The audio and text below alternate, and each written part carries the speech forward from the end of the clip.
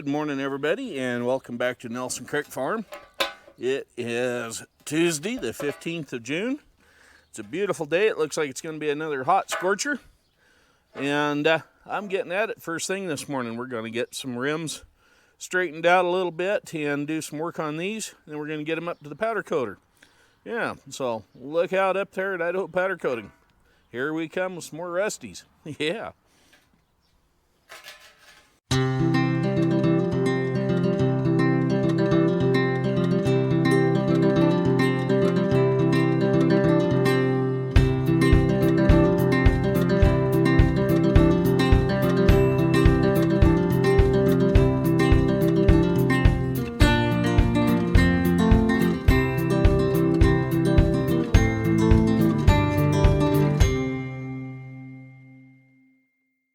One of the issues I'm having with these rims is this real heavy rust scaling in the part of the drop center. This is what they call a drop center rim.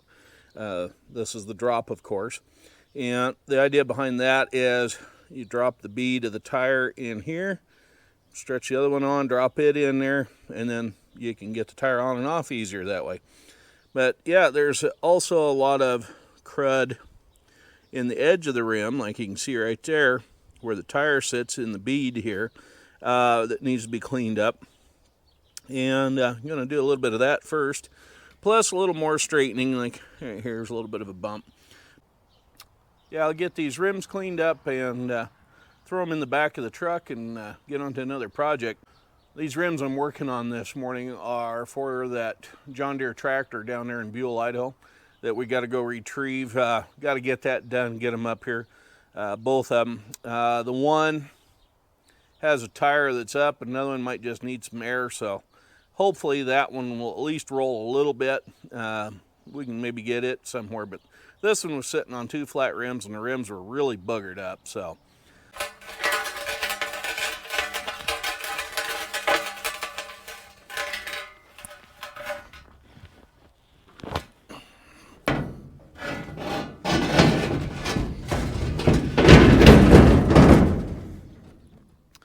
Well, there's the first one.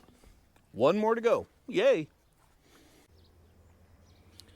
If you're following along there, you can see all that rust and scale, especially here around the valve stem for an inner tube's opening.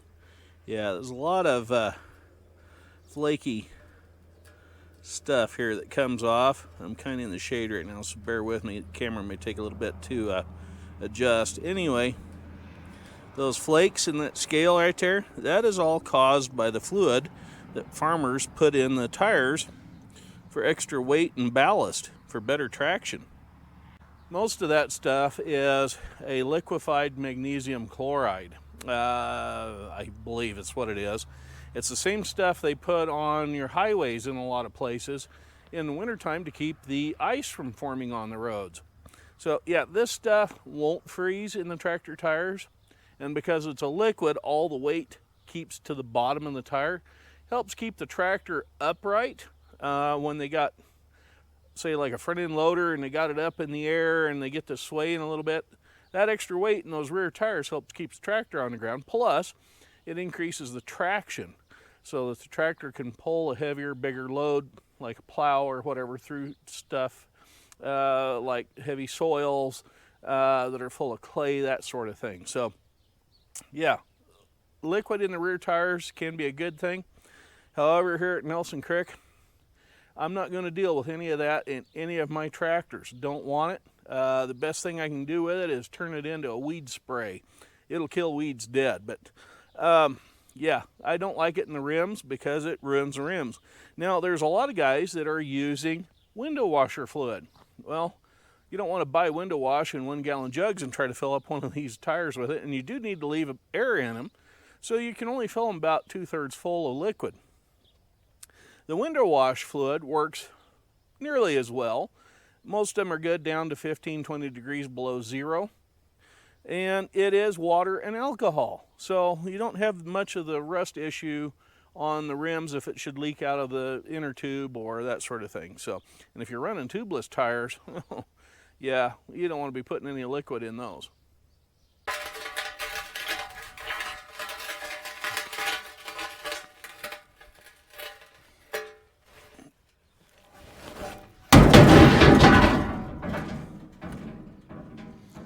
Well, there's 2 of 2. And no, I'm not particularly worried about the pickup bed side. It's all going to get straightened out and repainted eventually, and might even have a different bed on it. So, yeah, I'm not too worried about it. But anyway, we're loaded up now. Let's go see Heidi and the gang up at the Idaho powder coating. Somebody had made a comment quite some time ago about how I didn't have a 1980 Ford F100 with 3 on a tree. They said they quit making those in the 60s. Well, guess what? Here you are, folks. I'm going to show you. Okay, there's the gear shifter. Pull it back and down. That's first gear. I gotta wait for this yo-yo coming right here. And nobody coming from that way. Okay, here we go.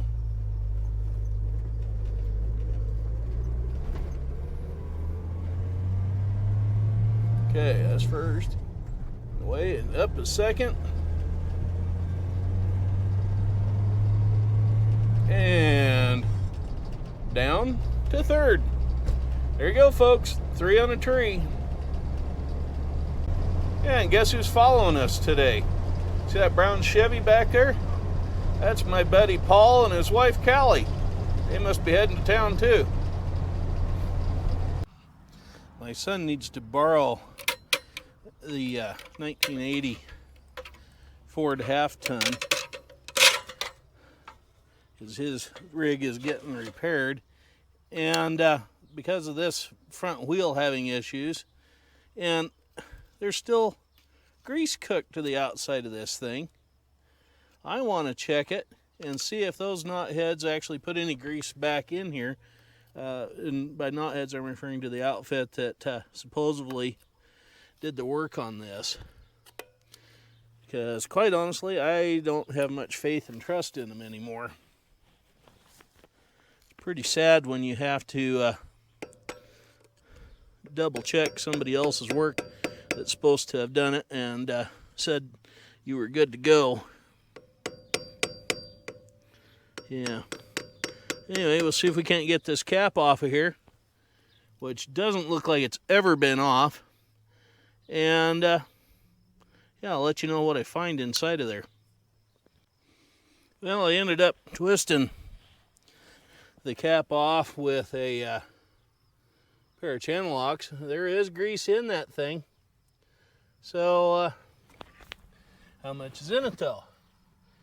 I know that's really highly scientific. Yeah. They've put grease in that.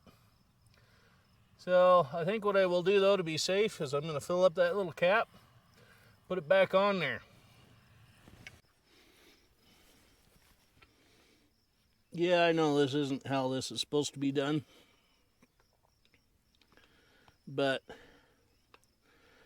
I'm trying to be safe than sorry, and I don't have the time to pull it apart, so we're going to just pack it the hard way and hope to heck it lasts and does the job. So,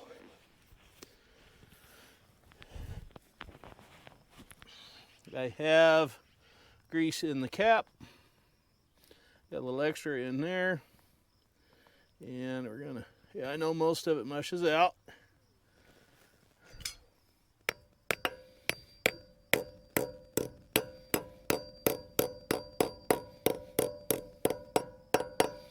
But considering what this wheel's been through, anything's better than nothing. So, yeah. I'll get a rag, wipe all that extra grease off of there, and put the hubcap back on, and I think we're good to go. While I was working on the Ford pickup, I see right there, it got a gopher hole.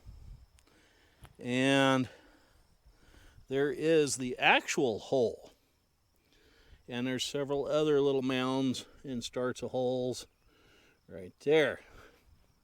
I know it's kind of a joke for me to say I hate gophers, but there's a reason why, and I cannot have them out here in the show area. One, they make, I got a glove on my hand.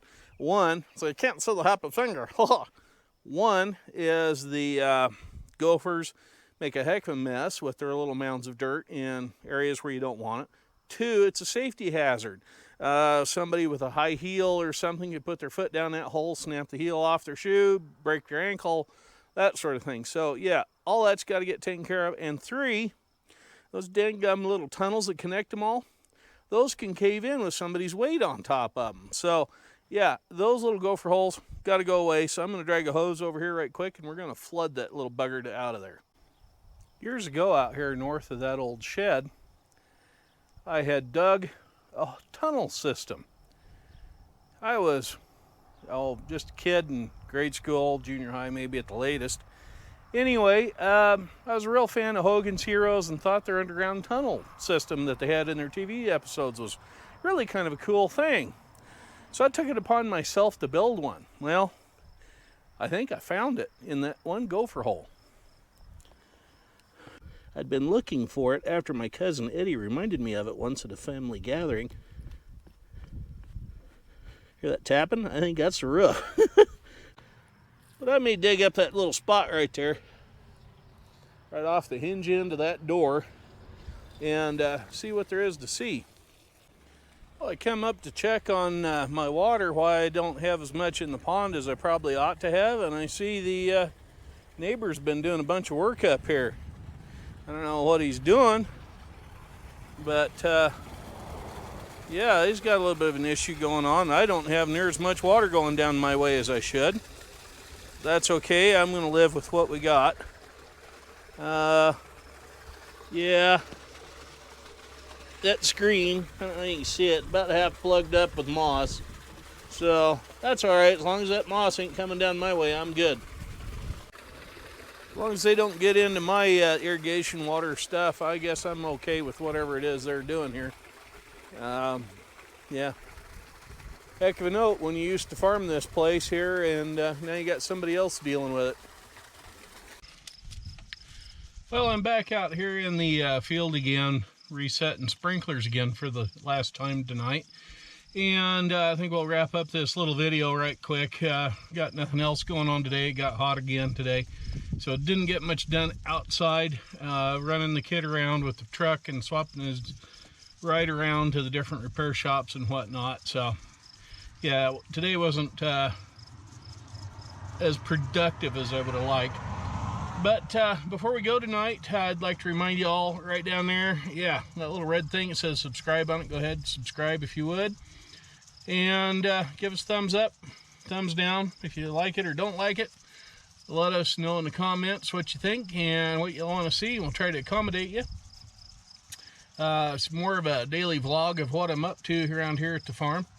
I did get a comment though yesterday about the noise level of my side-by-side. They said that, you know, when I was having issues with the little idiot light and whatnot, and they said I've just exhausted it. I said, well, no, it's muffled. There's your dad joke for the day. Anyway, yeah, so y'all stay tuned. We got more coming up this week. Hopefully tomorrow I'll be a little more productive.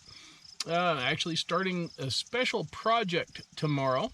So yeah, stay tuned in the days to come for that. Hopefully we can get that little project knocked out this week.